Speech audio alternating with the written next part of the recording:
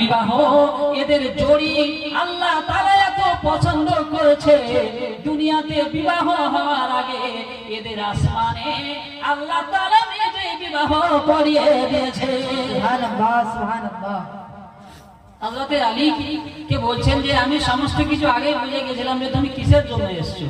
তা আলী বলছেন ইয়া রাসূলুল্লাহ আপনি তো বলে দিলে আমার বিশাল বোঝা তা আমার মাথা থেকে সরে যেত। আমার নবী কেন বলেছিলেন না জানেন? আল্লাহ নবী জানেন যে 1400 বছর পর কিছু উম্মতি হবে যারা নবীর উপরে আঙ্গুল তুলবে। এই জন্য আল্লাহ নবী এটা মনে করলেন যে আমার পরে যেন উম্মতের এরকম কথা না বলে যে আলী কি বলার জন্য এসেছিল না এসেছিল। নবী নিজে বললেন যে আমার মেয়েকে তুমি বিয়ে করার জন্য এসছো বা বলতে এসছো, এই জন্য আলী কিছু বলতেই পারেনি, এই জন্য বাধ্য হয়ে বিবাহ করেছে।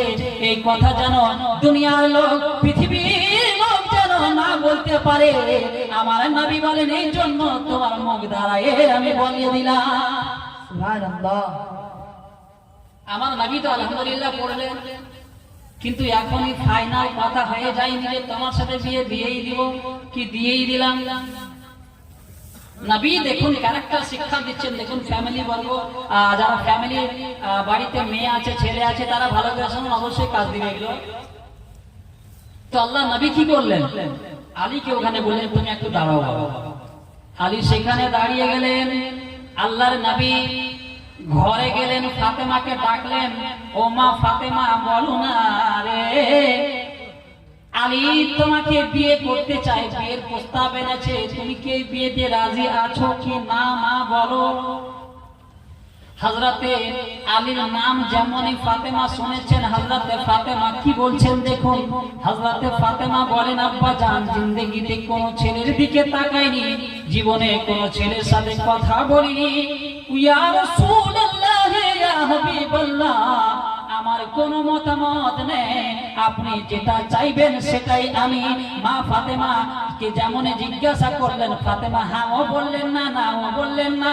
আমার ফাতেমা শুধু মুস্কি মেরে একটু হেসে দিলেন। আল্লাহ নবী বলেন কোন মহিলাকে যদি বিয়ের ব্যাপারে জিজ্ঞাসা করা হয় আর ও মহিলা কিছুই না বলে চুপ থাকে আর শুধু মুখ দিয়ে মুস্কি হাসি বেরিয়ে যায়, আল্লাহ নবী বলেন ওই মহিলার মুস্কি হাসি যায় বিয়ের জন্য রাজামন্দির প্রমাণ হয়ে যাবে। সুবহানাল্লাহ সুবহানাল্লাহ। কোন মহিলা যদি বলে কিছুই না বলে শুধু মুস্কি মেরে হেসে দেয় তো আমরা বুঝে নেব যে এই মেয়ে বিয়েতে রাজি আছে। কিন্তু আমরা বর্তমান যুগে কি করছি, বাবাগুলো আমরা কিছু কি এরকম করছি যে আমার মেয়েকে জিজ্ঞাসা করা কি আছে, বিয়ে দিব দোয়াকে করতে হবে। এই জন্য বেরাদার বন্ধুগণ অবস্থা এমন পৌঁছে যাচ্ছে, মেয়ে তো বিয়ে দিচ্ছে 2-4 দিন পর সংসারে অশান্তি শুরু। বলে কেন? এই জন্য অশান্তি শুরু হয়, মেয়ের মন বসে না, দিল বসে না, কারণ দিল অন্য জায়গায় পড়ে থাকে।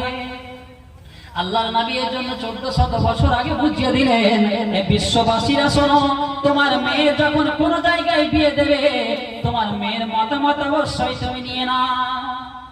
শুধু মেয়ের নয়, ছেলেরও যখন কোন জায়গায় বিয়ে দেবে সর্বপ্রথম ছেলেকে জেনে নাও যে ছেলে কোথায় বিয়ে করবে, কেমন বিয়ে করবে, তোমার ছেলে রাজি আছে কিনা। কিন্তু আমরা কিছু গার্জেন এমন আছি যে এগুলো আমরা কেয়ার করি না। আমার ছেলের বিয়ে ওখানে দেবো তো দেবো, ছেলে করলে কি না করলে যায় আসে না, ওখানে দেবো তো দেবো। এই জন্য সংসারে শান্তি আসে না। কোনো বাবা বা কোনো মা কোনো ছেলে মেয়ের খারাপ চায় না, এটা 100% 100% সিকিউরিটি গ্যারান্টি। কিন্তু তারপরেও ছেলে মেয়েদের কাছে জেনে নেওয়া দরকার। এটা রাসূলুল্লাহ জেনেছেন এবং উম্মতের জন্য এটা মেসেজ করেছেন যে তোমরাও নিজের ছেলে মেয়ের কাছে অবশ্যই এটা জেনে নেবে। হযরতে ফাতেমাকে যখন আলী ও মুর্তজা দেখতে গেলেন, কথা বলতে গেলেন,